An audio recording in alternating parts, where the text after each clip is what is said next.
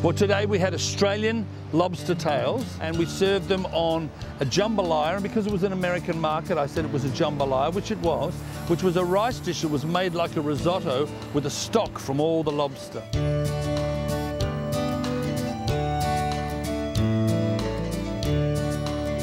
When you pull the lobster meat out, you've got thick and you've got thin.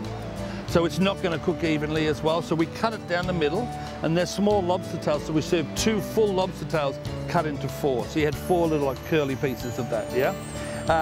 The best way then was just to brush it with butter and some kosher salt and some ground pepper and throw it straight on the barbecue. It's beautiful.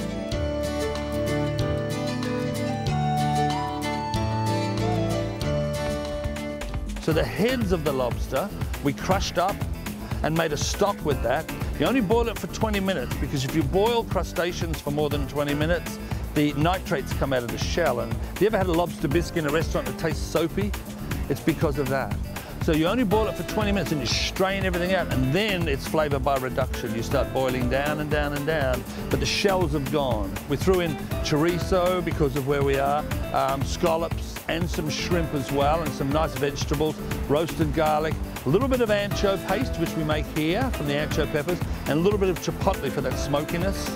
And then started that with the raw rice till it's almost ready to burn, in some white wine, deglaze the bottom of the pan, and then we start with all that lobster stock, and then we just keep stirring it and keep adding in that lobster stock until it gets rich and sticky. And then that is basically, it's almost like a paella, but it's not done in the oven, it's done on the top like a risotto. Yeah, and that's that dish. And then we just said, well, let's just barbecue it, grill it, serve it with that, because you've got that lovely lobster flavour. So you're eating the whole lobster. It's the essence of all the shell and body, and then the beauty of just the white meat.